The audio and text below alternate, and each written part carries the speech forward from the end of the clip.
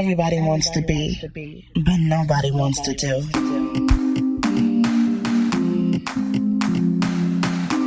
Girl, it's time to be real, raw, and relentless. Everybody wants to be, but nobody wants to do.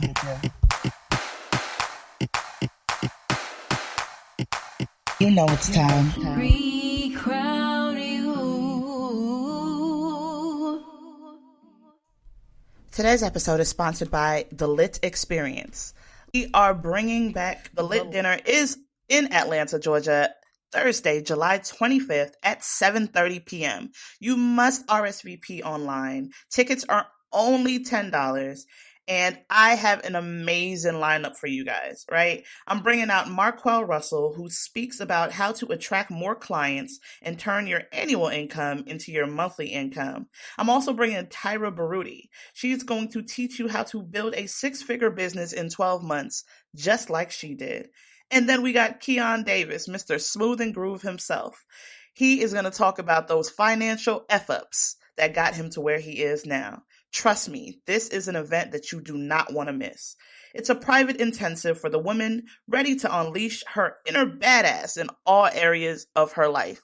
But guess what, ladies? This time I opened it up to the special men in your life. That's right. If it's your brother, your cousin, your boyfriend, your husband, whomever, you can bring them as well. But everyone must RSVP online at thelitdinner.eventbrite.com.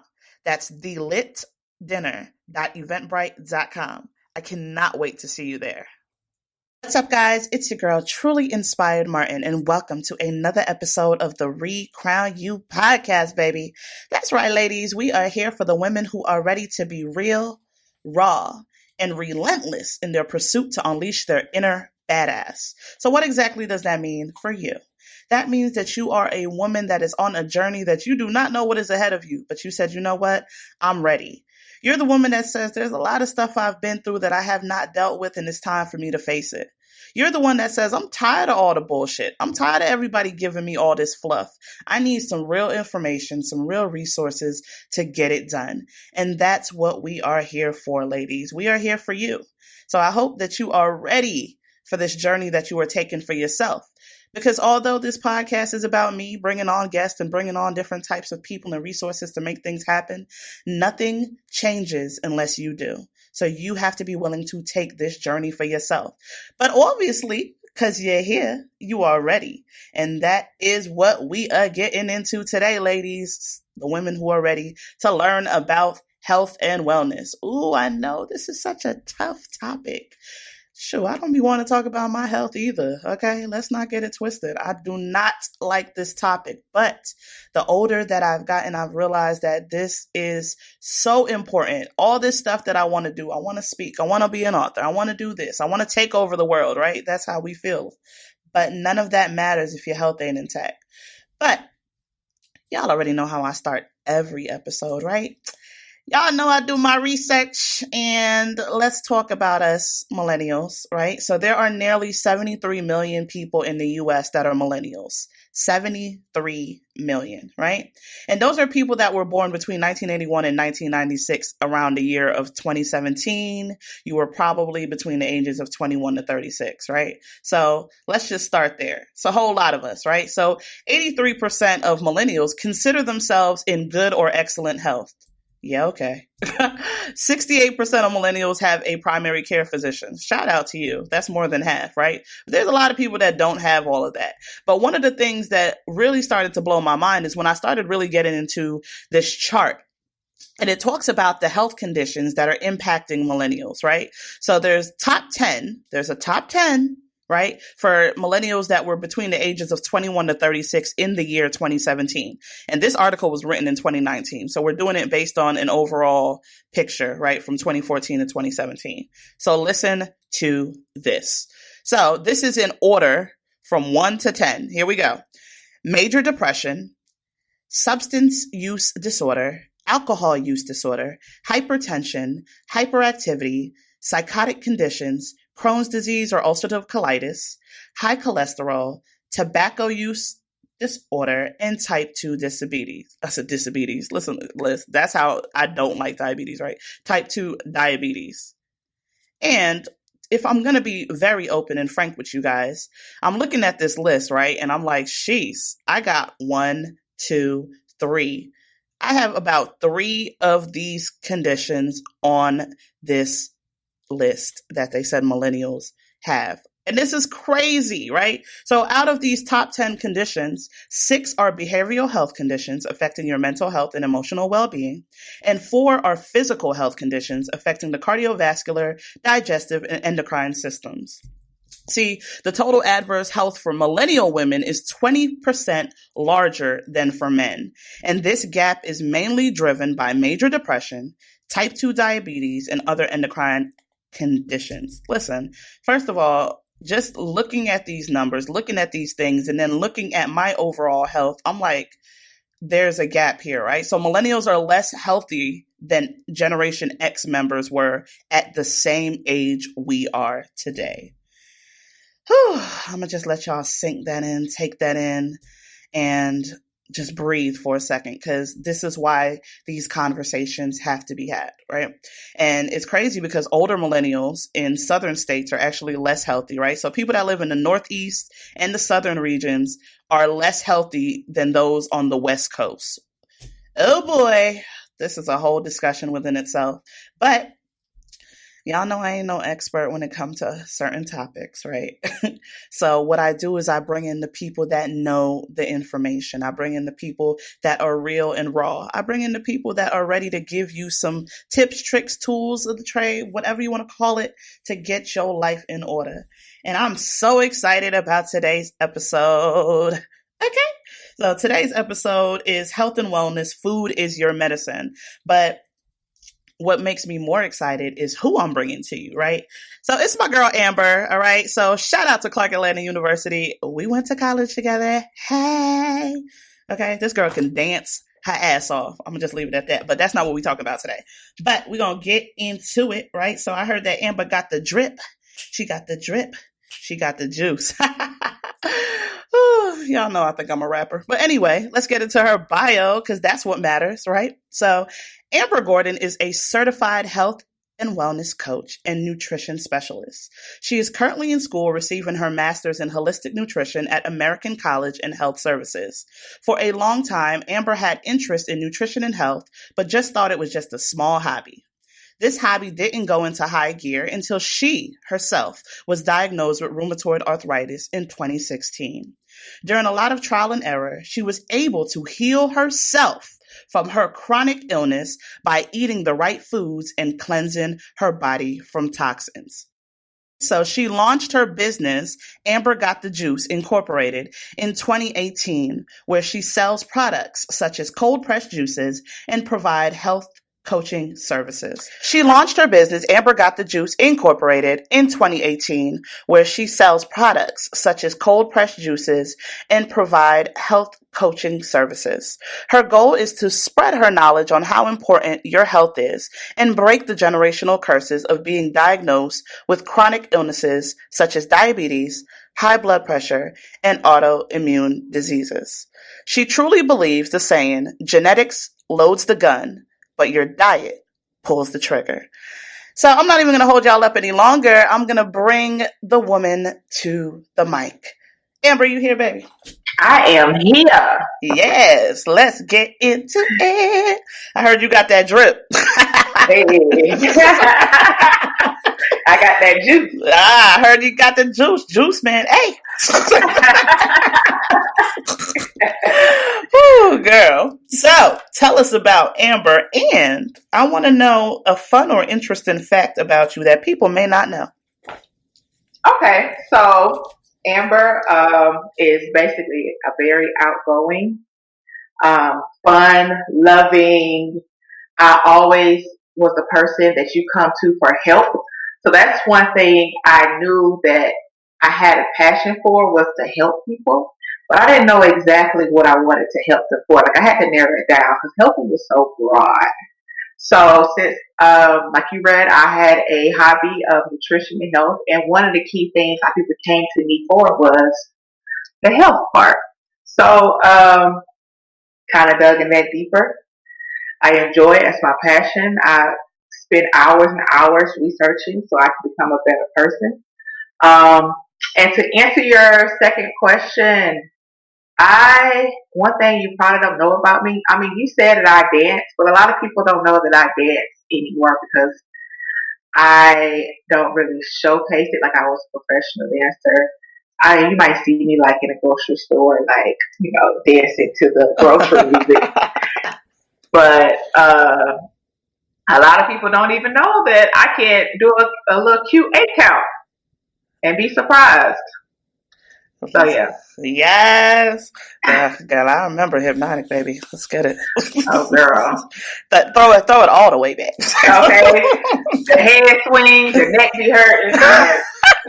We old now. Okay. Okay. So why is health so important to you? Health is important to me because it overall make you a better person. It affects your mental, your physical, your emotional. Like, if you're not healthy inside, like if you got a lot of bad toxins in your body, like that's where a lot of anxiety comes from, and your brain mess with you. You forget things. Your brain gets foggy because your health is not tip top shape. You have mood swings because your health is not tip top shape. It affects your outer appearance, weight gain, skin disorders, rashes, eczema. So your health is very important. You can look at a person and can tell, like, okay, they're probably not eating the right foods or they're not caring about their body a lot just by looking at their appearance, period. So just imagine what their insides look like. So health is very important.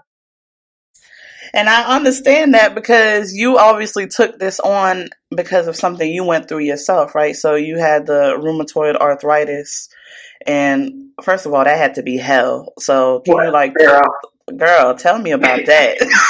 Tell me about that, honey. Okay, so I used to work at a stand-up job. So the first signs of rheumatoid arthritis is you get small aches. So when I was working like front desk at a hotel, so I was starting to get aches in my ankles and my knees. But I'm thinking, like, I'm standing up all day. That's the cause. But it got to the point where it was unbearable. Like, I couldn't walk. Like, I had to sit down for like hours in order for me to get back up, start back walking. So I ended up getting a sit down job, which it got better. But then my hands started aching. And I was like, okay, what in the world? But I'm thinking, I'm typing all day, so I got carpal tunnel. So, yeah. So after that, I started getting aches all over my body. So everything that pretty much bends in my body, I was aching. Oh. It got to the point where in the morning, I would have to do like a stretch before I got out of bed in order to be able to walk. It hurt to do everything. Like, anything you can think of, it hurts. It hurt to bathe, drive, bend down, sit down, hug somebody. Like, because you use your joints for everything. Right. So it extremely hurt. So I didn't get until like my third rheumatologist. They was able to diagnose me with rheumatoid arthritis, and I was kind of happy because now I have a diagnosis. But then I was sad because it's like, why do I have this? And none of my family members that I know of have the same thing. So where did this come from? That's the hard part. And how old were you? Let's sit on that for a second. How old were you? I started feeling the aches when I was 25. I was diagnosed when I was 26. 25, 26 years old. Like, especially, growing up, we were always like, arthritis and stuff like that was always associated with being old, right? Like 50, 60, 70, like, and you're saying 25, 26, you're diagnosed with rheumatoid arthritis. That is mind blowing to me. Because when I saw it in your bio, I'm like, dang, what? hold on. And the same thing you just said about like your hands and stuff. Like I be saying that to myself, and I'm like, oh, maybe I'm just getting a little carpal tunnel because I'm always on the computer. So I'm like, okay, maybe I just need to stop typing for a second. But these things could be foreshadowing to things going on in your body, right? Right. Exactly. So what are some things that you've learned about your health during this journey, or like health overall? Like what has it taught you? It's taught me to listen to your body. Everybody's body type, how they body digest foods. I mean, you have the plain blueprint of how the body works and all your organs work. Everybody's body type is different. So health has taught me to listen to my body and listen to what foods it enjoys and what foods it doesn't enjoy. And you can tell the food that it doesn't enjoy is when you get the itis. You know, people go, oh, I got the itis. No, nothing with itis in it. Bronchitis, nothing. Itis, got to go. Bloating is a big thing. When you get acne, like breakouts, his body is basically telling you like it does not like it. And when I eat the best is when I feel the best. And I'm like, okay, this is what I need to be eating because I have energy out of this world. That's big old facts. And the reason why I could definitely agree with you is like when I eat like mad carby, like I be like, oh God, like I can't do nothing for the rest of the day. But when I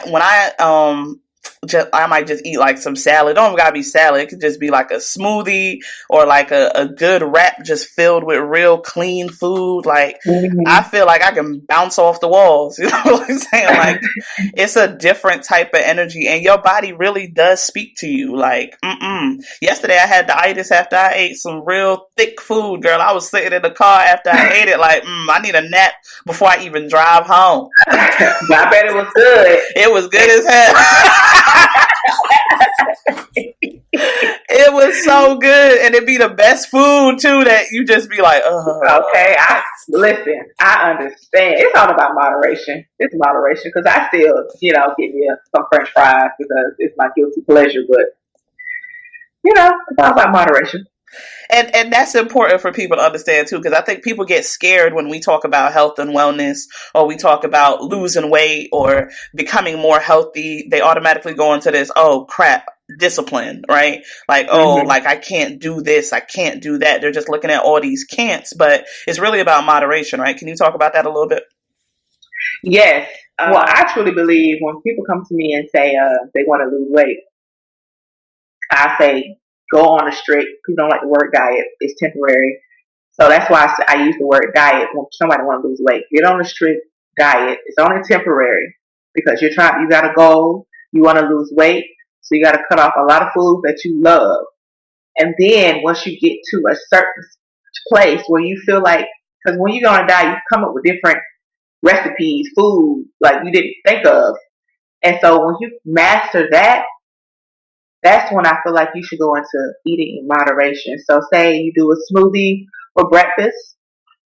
You probably do a heavy lunch. Probably get you a turkey burger or something. And instead of fries, get a salad. And then for dinner, you can still eat heavy, but keep that light as well. So you can just do you can do some brown rice with some veggies. And then get you some water, or you can just do like a salad with some steak on top. But if you do moderation, you probably want to only eat bad twice a week. No more than twice a week. The rest of the weekdays, you need to eat healthy. Like the 80-20 rule for relationships and dating, you should use that same in eating. Keep that same energy, sis. Keep that same energy. Listen, okay. I am here for that. And that's what I had to learn, even myself on this journey. Like I done tried everything. So just being transparent, right? So in 2019. So in 2016, I got diagnosed with type 2 diabetes, and it was actually medicine induced diabetes. So according to the doctor, they put me on this super high dosage of steroids in the hospital without knowing that I was already pre-diabetic. So it was a non-taper dosage. So I ended up being diabetic because I was already almost there, right? And so this set me over into that. And I was already eating trashy, like I already just kind of just, YOLO, living my best life, like I'm gonna just do what I want, especially out of college, girl. Shoot, fried chicken this day, Wednesday, like it was just like I was just eating whatever. And then even probably about a year or a year and a half before that, I got diagnosed with this condition called diverticulitis, which is a really bad inflammation in the colon, like the pockets outside of your colon. Which is a gastrointestinal issue, right? Yeah. And that is also one of those things that because when they diagnosed me and when they saw how old I was in the hospital, they were like, wait a minute. Right. You're only like I forgot how old I was then, maybe somewhere around 26, 27. And they were like, wait a minute, hold on. This is odd because this is something for ages 45 to 60. And so I got the diabetes, got the diverticulitis, and also I'm hypertensive. I got high blood pressure, right? So 3 of these things are all embedded in my body, and I done tried every diet pill, every get quick rich every scheme that I done see. Yeah, that too, girl. No, that's another episode. I done tried everything, right? And I just had to get to the point where I found something that worked for me, which was just really just eating low carbs and high healthy fats and just being moderate about me, pigging out, so to speak. Mm-hmm. And I think now my diabetes is under control and I'm on a path to reverse it. I've lost 25 pounds. I've lost 9 inches. I ain't never been able to lose no weight for real. Like I would lose like 1 or 2 pounds here and there, but I took the word diet out of my mind and really changed it to a lifestyle, right? Yeah. And really, I put a why to it. And I think a lot of people don't have a why to why they're doing what they're doing. So they don't really care to do it. Like, I know I need to get rid of this diabetes. I know I'm not trying to deal with this diverticulitis and hypertension and all this stuff. Like, there's got to be a reason for what you do, right? So, obviously, yours was geared by, we ain't doing this rheumatoid arthritis. No.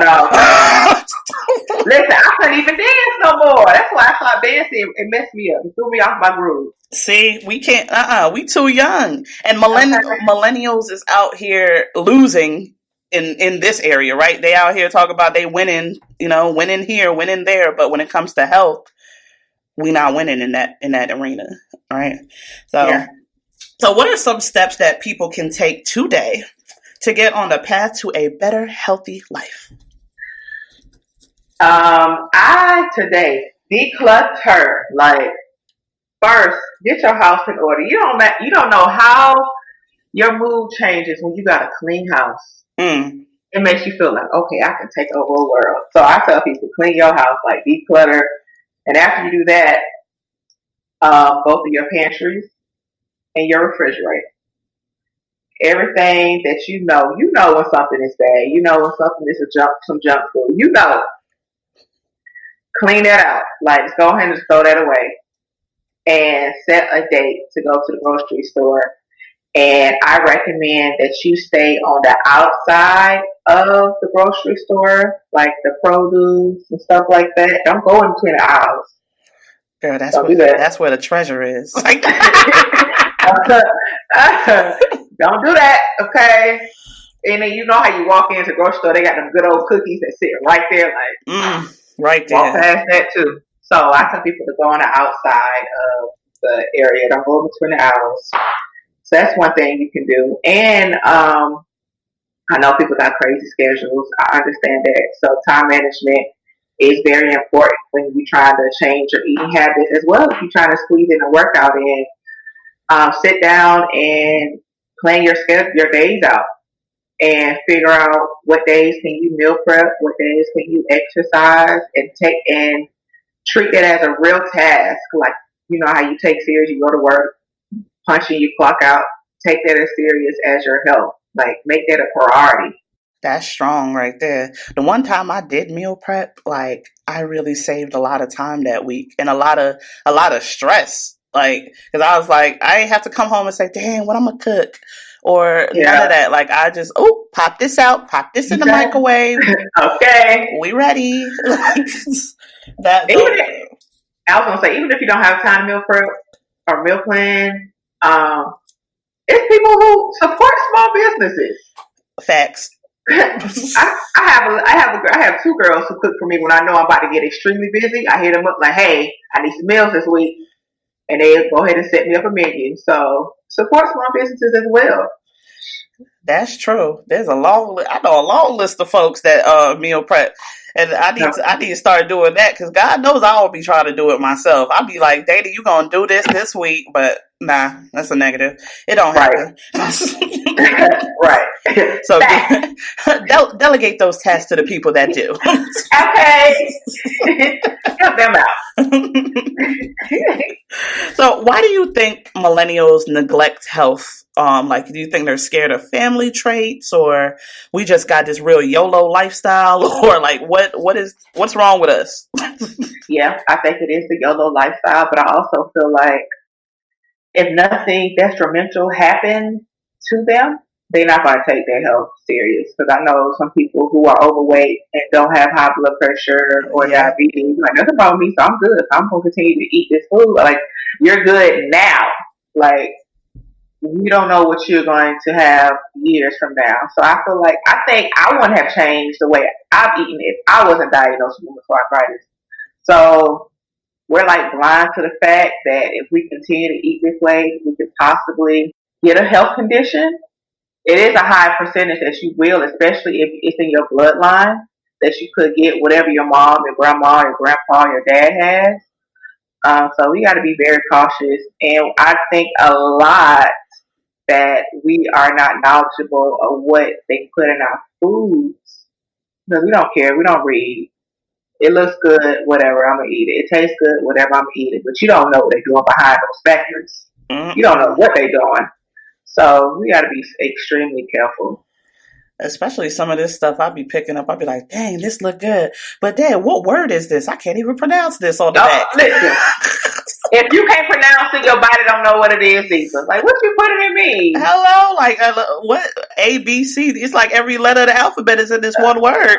Okay. I get the same way. I'm like, ooh, I don't even know what this is. Let me put this back. Just give me like a little breakdown of what that looks like for somebody to say, "Okay, I'm going to take my health into my hands today. What can I go do right now to change that part of my life so that I can live a little bit better?" Okay, step one, clean out your pantry. Clean out your refrigerator of all the bad foods. Throw that away and go to the grocery store and shop for healthier foods. Step two, figure out what is your goal and your why. Why do you want to achieve this certain health goal? Why do you want to lose weight? Why do you want to heal yourself from this disease? Why? Write that down. You can put it on a poster board. You can put it on an index card. Just put it somewhere on your mirror. Put it somewhere so it's a constant reminder as to why you are making this decision of eating a healthier diet. Step three, get an accountability partner. Like, call somebody who you feel like that will be there for you when you have those moments where you want to give up, and they can kind of push you to keep going. So get an accountability partner. Those really work. I have some because I have low moments where I just want to just eat whatever I want to eat, or I don't want to exercise. I have that person in my ear who constantly remind me, like, no, you're doing this for a reason. So those are 3 steps I feel like you need to successfully succeed in your health goals. I love it. Yes. So thank you so much for coming and sharing some of your drip, some of your Hey, juice. hey, hey. Okay, because I charge for this, girl. You got it for free. I'm joking. Hey, that's them. You better let these folks know. And speaking of that, you do actually have some stuff that you do and are coming up and stuff. So let's go ahead and share that with the people. Let them know how they can connect with you. Do you have anything coming up? You know, spill the juice. Spill the juice. Okay, so I'm very active on my Instagram. So I'll give you my Instagram. It's Amber Got the Juice. My website is the same thing, www.ambergotthejuice.com. On my website, I sell cold pressed juices. I sell CBD oils, so that's basically marijuana, but you can't get high off of it. But it helps with anxiety. It helps with pain in your body. Very effective. I also provide health coaching services. So I do one-on-one health coaching. I have, if you don't, and it's a program that lasts 90 days. So we'll meet up on the phone, FaceTime, face to face, whatever you like, once a week. I figure out your health goals. I come up with a program to help you excel in that. I also have smaller services if you just want to work with me just one time or just for 30 days. I have smaller programs for that as well. And I am launching a new business. I'm partnering up with a personal trainer. I'm excited about this in September. So you will get both. You will get a personal trainer and you will get a health coach. So you have no excuse to reach your goals. You can get fine and you can get healthy at the same time. So that comes out in September. Hey, that's lit. Congrats. Ooh. Thank you. I love seeing people explode, girl. And that CBD oil. Listen, that thing got me through. Like, I was on CBD before people even knew what CBD was, okay? Because they was out here, because I remember I had something in my purse one day and my friend was like, girl, what is that? Because I was dropping it onto my tongue. Girl, what you doing? Ooh, girl, when I first got that diverticulitis, I needed some ways to get rid of that pain. And I was just trying everything natural. And that thing right there, so, ladies, y'all better holler at that CBD that Amber got, because I promise you won't be disappointed in that right there. Okay. Anxiety and all. It helps with everything. But thank you so much for coming on and sharing yourself with the people. And y'all better make sure that y'all go ahead and connect with Amber, okay? Because the price is going up. Okay. Come on. You better let them know. The price is going up. It's going up on a Sunday. Listen, ladies, I know that this is a journey, but it is a journey worth taking. It is hard sometimes to really talk about this stuff. We don't want to talk about money. We don't want to talk about health. All we want to do is talk about, the vacationing and the pretty surface level stuff. But when it's time to get into the deep, right? It's hard. And I get it, because I never wanted to talk about my health. I never thought I would see the day when I was facing so many different ailments in my body. But instead of me staying in that mode, instead of me being depressed about it, I have chosen to take the path less traveled, which is to take that shit by the horns and figure it out. It's time for you to do the same thing for you. You have to be willing to say, you know what? I know that I've been through this. I've cried it out. I've been depressed about it. But what is the next step to change the trajectory of my life? It doesn't matter what your family tree says. It doesn't matter what the doctor said. It doesn't matter about any of that stuff. What matters is that you have a willingness and a why to change your life. And it's your time to unleash your inner badass. But none of that matters if you don't start with the foundation. So y'all already know what time it is, right? So I'm going to leave y'all with a quote like I always do. One should eat to live, not live to eat. Whew! So in the meantime, in between time, ladies, I'm going to catch y'all next time. It's your girl. You know it's time.